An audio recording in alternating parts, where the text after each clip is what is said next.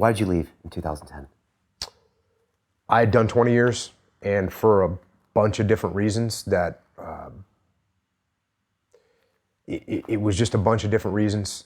You know, probably the number one being a family that I barely knew at this point, because I'd just been on deployment after deployment. You know, somebody else taught my son how to swim, which, you know, I wasn't around when he learned how to crawl. I wasn't around when he learned how to walk. I was on deployment. But then when I wasn't around and he learned how to swim, as a frogman, I didn't think that was too good. And so that was definitely a piece of it, was recognizing that, you know, my family was absolutely suffering from my obsessive behavior with the SEAL teams, because the SEAL teams was my priority. Like, let me make that perfectly clear. Family was not my number one priority. The SEAL teams was my number one priority, and by a long shot. Nothing else mattered.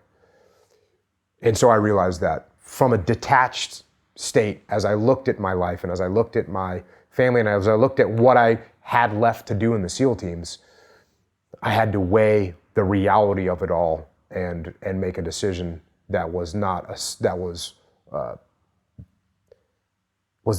didn't do the selfish thing. The selfish thing was to do what I wanted to do.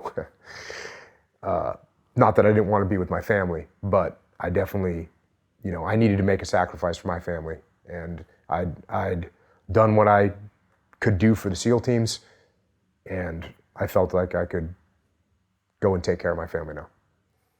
You told the story of, I think your wife asked for a picture of where you were sleeping when you were in Iraq, and you went to take a picture of it, and you realized there was no pictures of your family, and you kind of brought them out to take a picture, and then you put them away because I think you were compartmentalizing kind of your family when you're in a situation of war. I just wonder if you could speak on why you did that. Yeah, just a staged photo to give the impression to my family that I was thinking about them.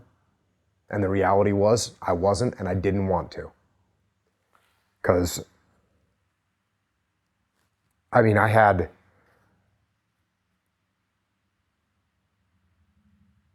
guys to take care of. And I didn't even want to think about my family for a second, because that second might be the time that I thought of something that's going to make us perform better on the battlefield.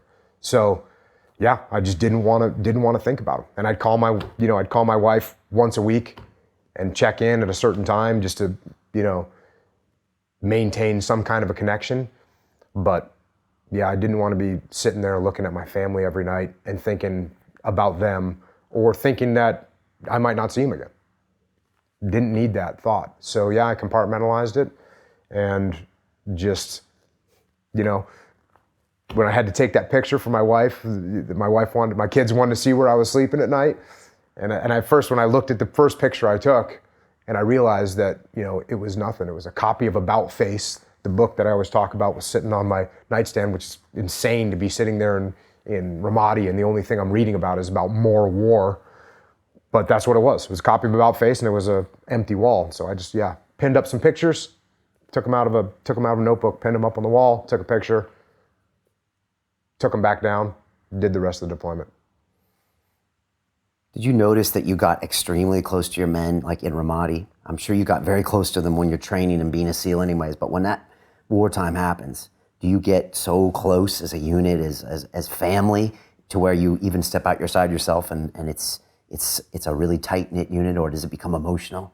To watch the rest of this fascinating interview, click on the link below and go to LondonRealAcademy.com. There you can sign in with your social media, log in and watch the rest of the episode for free, along with all of our episodes on London Real, my webinars, and all of our premium content, all located over at LondonRealAcademy.com. So click on the link below, you'll be directed there, and you can watch the rest of this fascinating interview, and I'll see you there.